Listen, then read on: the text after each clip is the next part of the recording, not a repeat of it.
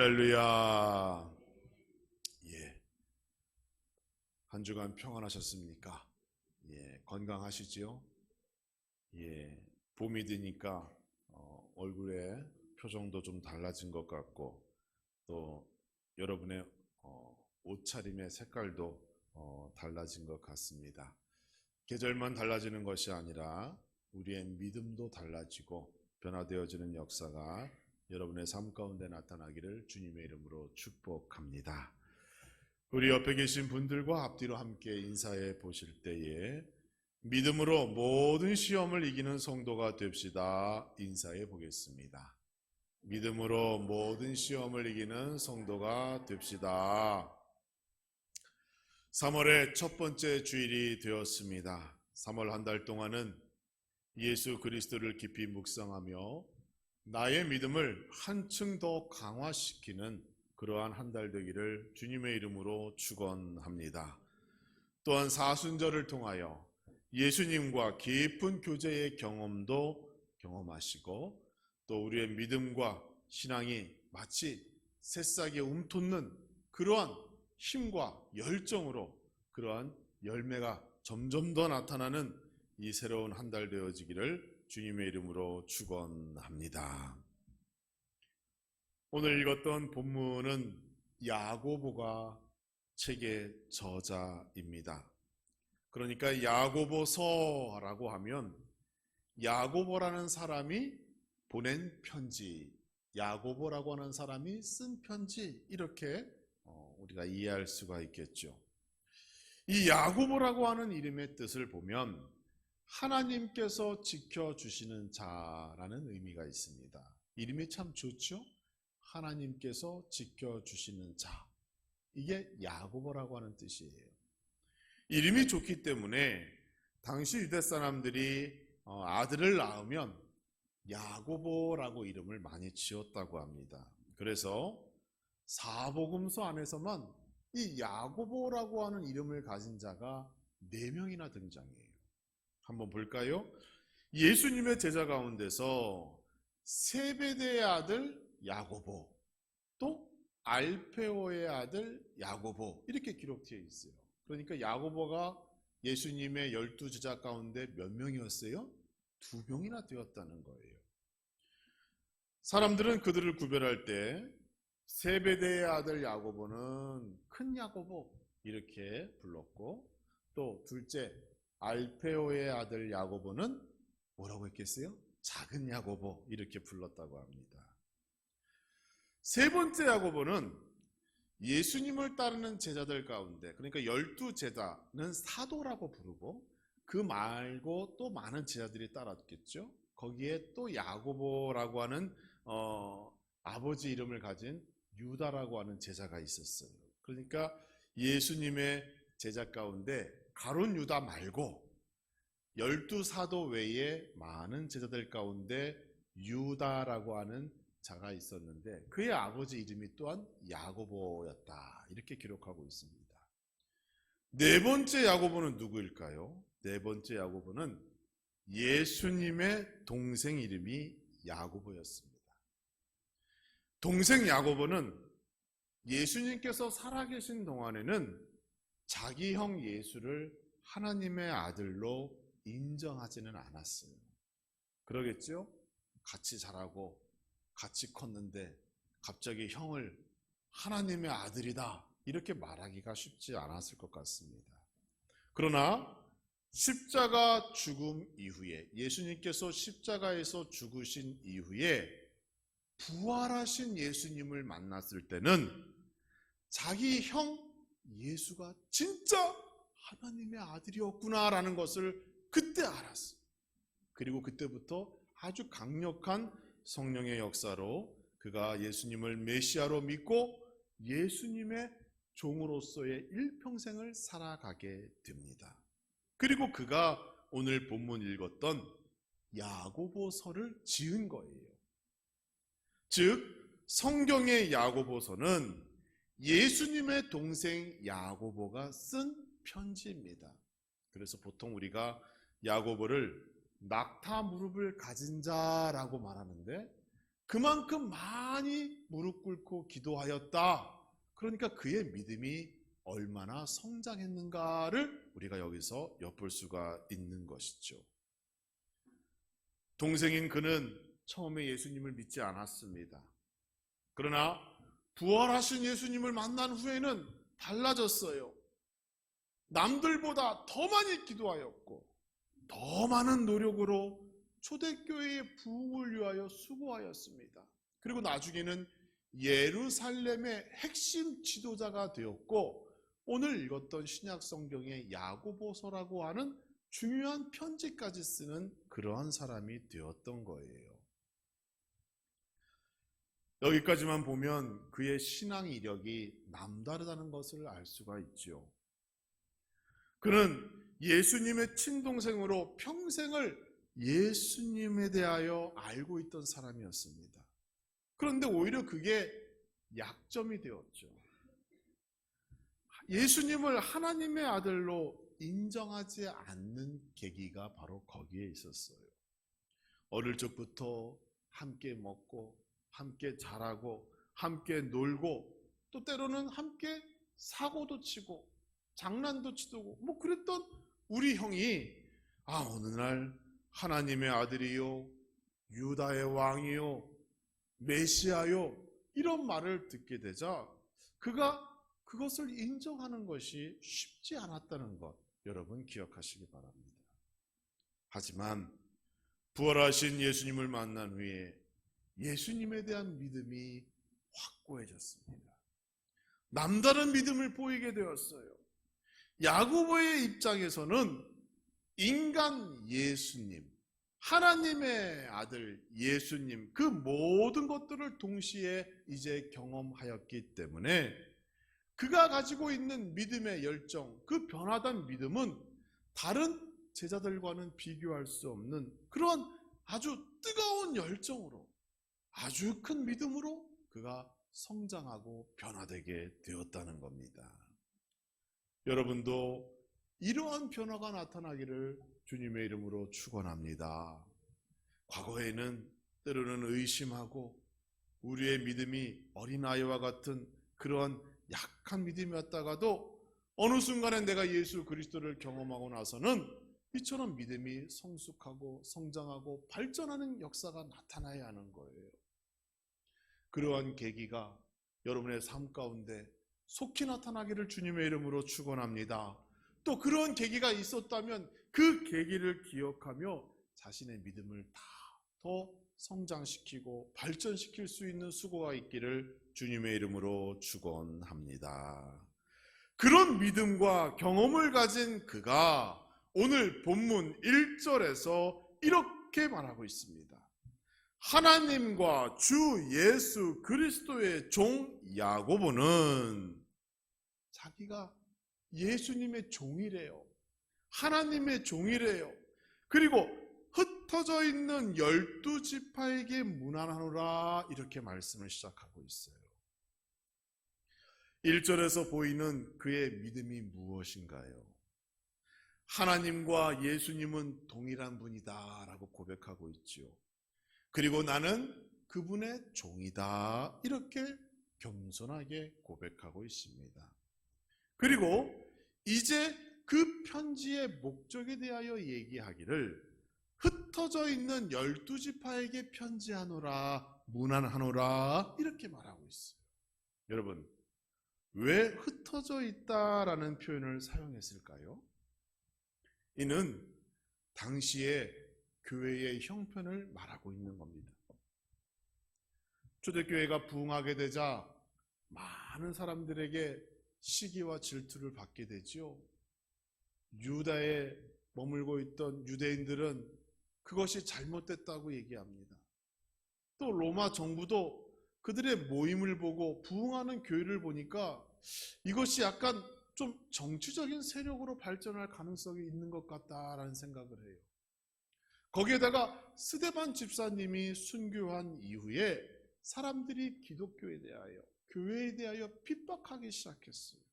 그래서 당시에는 이 핍박으로 인하여 많은 교회가 흩어지게 되고 유대인들이 믿음을 가진 채로 예루살렘을 떠나 곳곳에 흩어져 머물러 있게 되었던 것이죠.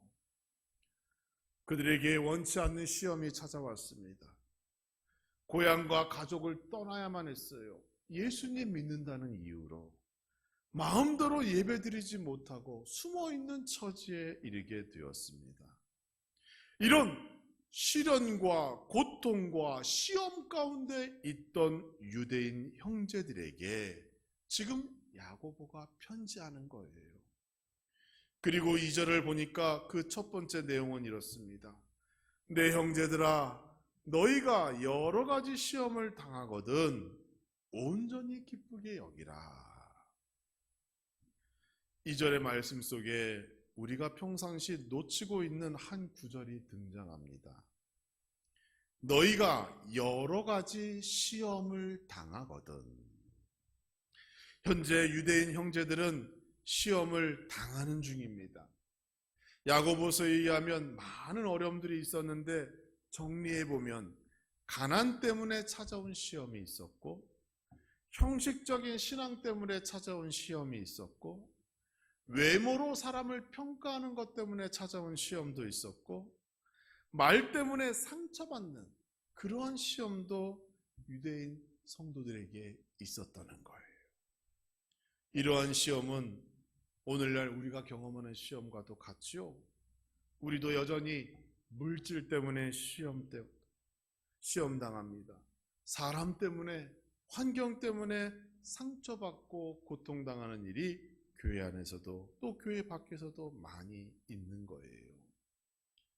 그런데 왜 야고보는 시험에 들었다가 아니라 시험을 당했다라는 말을 사용했을까요? 우리는 보통 시험에 대하여 말할 때 뭐라고 얘기해요? 시험 들었다. 내가 누구 때문에 시험 들었다. 이렇게 얘기하잖아요. 그런데 야고보는 시험을 당했다는 말을 사용하고 있어요. 여기서부터 우리가 가진 믿음에 대하여 새로운 시각이 필요합니다. 야고보는 자신의 편지를 통하여 지금 고통 중에 있는 영적 유대인 형제들을 위로하고 있는 중이에요. 그들이 지금 겪고 있는 고통은 그들의 어떤 잘못과 죄 때문에 이한 결과가 아닙니다.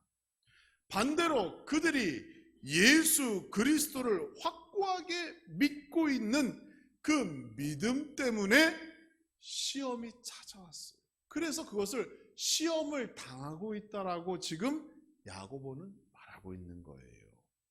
시험에 들었다가 아니라 시험을 당했다는 거예요. 무엇 때문에? 믿음 때문에. 그들이 가지고 있는 믿음 때문에 시험을 당하고 있는 겁니다. 사랑하는 성도 여러분, 예수 그리스도를 믿으면 누구나 이러한 시험을 당할 수 있습니다. 이는 믿음이 약해서가 아니에요. 믿음이 강하기 때문에 그 시험에 대항하는 세력, 악의 세력으로부터 그 고통과 고난, 갈등이 더 강하게 찾아오는 거예요. 믿음이 강하면 강할수록 그가 당하는 시험은 더 강해진다는 것을 기억하시기 바랍니다. 시험이 강해야 그의 가지고 있는 믿음이 흔들리기 때문에 강한 시험이 찾아온다는 것은 곧 내가 가지고 있는 믿음을 흔들려고 하고 있구나, 빼앗아 가려고 하고 있구나, 이러한 마음가짐으로 더 우리가 믿음을 위하여, 그래서 야고보는 그것을 기쁘게 여기라고 말하고 있는 겁니다. 예수님께서 공생애를 시작하시기 전에 두 가지 중요한 일을 하셨어요. 첫째는 세례 요한으로부터 세례를 받으셨고, 둘째는 뭐예요? 광야에서 40일 금식을 하시고 마귀로부터 시험을 당하셨어요. 마귀의 시험이 언제 왔습니까? 세례 받을 때 왔어요? 아니에요. 40일 금식을 하시고 예수님의 믿음이 가장 충만하고 좋을 때 시험이 왔어요. 세례는 성도에게 본을 보이고자 받으신 것이고 누구나 참여할 수 있는 일이었지만 금식은 그렇지 않습니다, 여러분. 금식 40일을 누가 감히 하겠어요? 그런데 예수님께서는 그 금식을 감당하셨어요. 그러자 영적으로 충만할 때, 믿음의 수준이 가장 높아질 때 마귀의 시험이 찾아왔다는 거예요. 무엇을 말합니까? 믿음이 크면 클수록 더 강력한 시험이 찾아온다는 거예요. 그 믿음을 흔들기 위해서. 이는 욥이 당한 시험도 마찬가지입니다. 우리는 그동안 시험에 대하여 잘못 이해하고 있었다는 거예요. 어떤 잘못 오해가 있었나요? 우리는 믿음이 약하면 시험이 온다 이렇게 생각했다는 거죠. 그런데 그렇지 않습니다. 그 반대입니다. 믿음이 강하면 강할수록 시험이 더 강하게 오는 법이에요. 믿음이 없거나 믿음이 약할 때 찾아오는 시험은 그것이 시험인지도 몰라요. 그렇죠? 예수님께서 당하신 시험이나 욥이 당한 시험을 보니까 믿음이 강하면 강할수록 의로운 삶을 살면 살수록 사탄 마귀는 그것을 흔들고자 더 강한 시험을 가지고 오더라. 성도는 그 시험을 당하게 되더라. 성경은 그렇게 말하고 있는 겁니다. 그래서 2절 말씀에 너희가 시험을 당하거든 온전히 기쁘게 여기라 이렇게 위로하고 있는 거예요. 시험이 온다는 것 자체가 내 믿음이 충만하구나 라고 자부해도 된다 이렇게 지금 야고보는 말하고 있는 겁니다. 시험을 당할 때 우리가 위로받아야 합니다. 나에게 믿음이 있기 때문에, 내 안에 주님이 있기 때문에, 내가 성령 충만하기 때문에 이런 시험이 나에게 오는구나 이렇게 생각하고 기쁨으로 그것을 감당하고 인내로서 이겨내라고 지금 야고보는 말하고 있는 거예요. 또 우리는 나의 죄 때문에 시험이 왔다 이렇게 생각할 때가 있어요. 그렇죠? 내가 죄가 있었어요. 또 어떤 분은 교회 다니면서도 내가 업보가 어떻다는 둥 그런 생각하시는 분들이 있어요. 그런데 그렇지 않습니다. 우리 한국인에게는 아주 독특한 종교적 심성이 있습니다. 역사적으로 유교, 도교, 불교가 그리고 거기에 샤머니즘까지 시대별로 거리낌 없이 그것을 받아들이고 그것을 인정하던 종교성이 우리 한국인들에게 유독 많아요. 어찌 보면 그러한 종교성, 그런 심성 때문에 오늘날 기독교가 이처럼 아름다운 꽃을 피웠는지도 모르겠습니다. 그런데 그 시대를 거치며 그러한 종교적 심성이 하나의 문화가 되었어요. 한국인들의 고유적인 행동 양식으로 바뀌게 되었어요.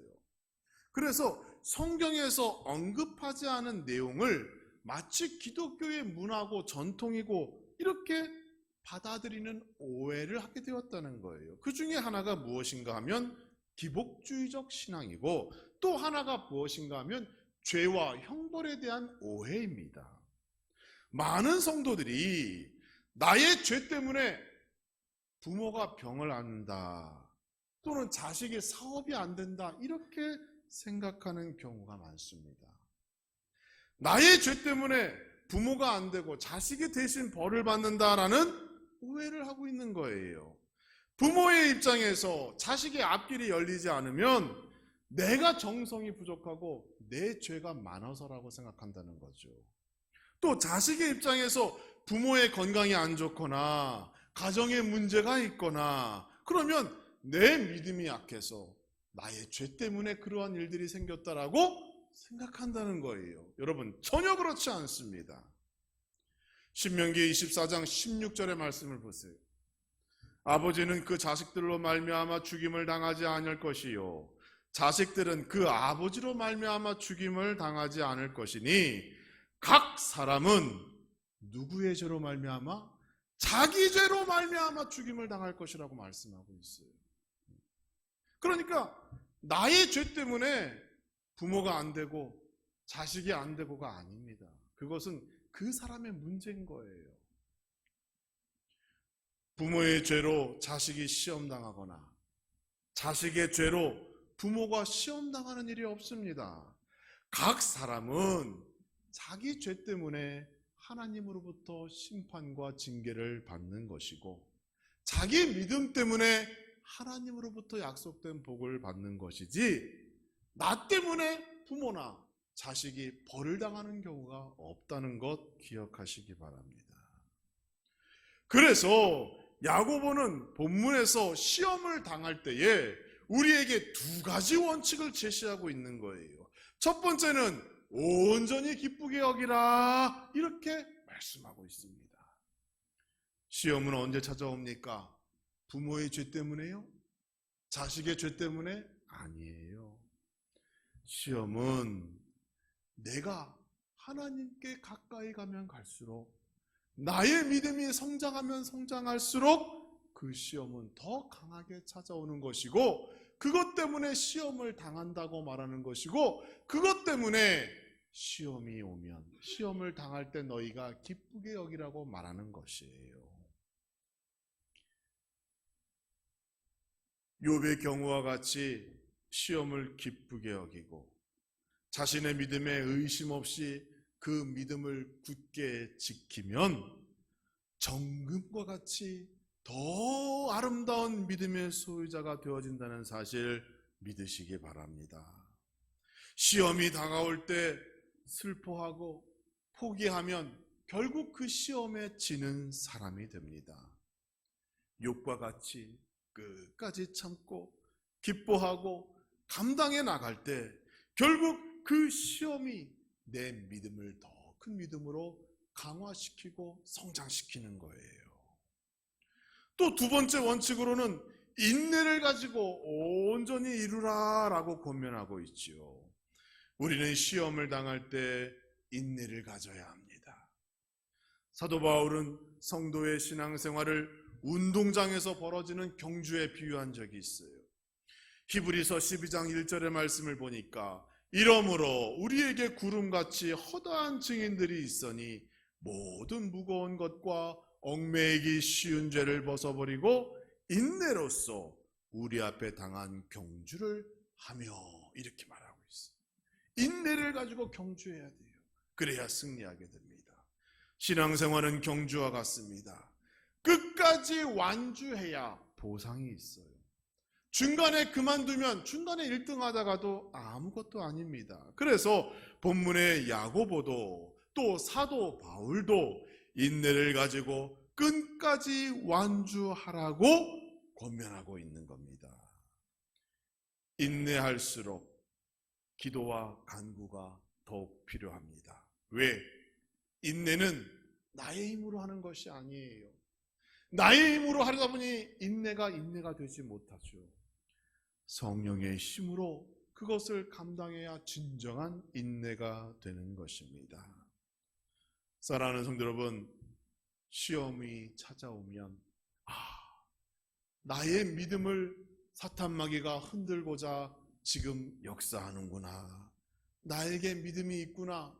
내 믿음이 이전보다 성숙했구나. 그것으로 기뻐하시고 또 하나님께 간구함으로 인내로써 그 시험을 잘 이기시는 성도가 되기를 주님의 이름으로 축원합니다. 새로운 봄이 되었습니다. 여러분의 믿음이 새로운 변화의 역사를 맞이하기를 주님의 이름으로 축원합니다.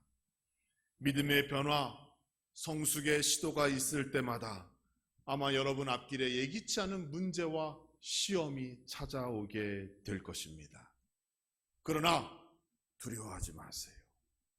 나에게 믿음이 있기 때문에 하나님이 예수 그리스도와 성령님이 내 안에 있기 때문에 이러한 시험이 찾아왔구나라고 생각하시고 그때마다 오히려 기뻐하세요. 그리고 기도하시고 성령의 힘으로 인내하며 그 시험을 이기시는 성도가 되기를 주님의 이름으로 축복합니다. 어제보다 오늘이, 오늘보다 내일이 더 나은 믿음이 되시고 더 큰 믿음으로 더 크고 높게 거룩한 하나님의 사랑, 하나님의 자녀되는 우리 함라중앙교회 모든 성도가 되어지기를 주님의 이름으로 축원합니다.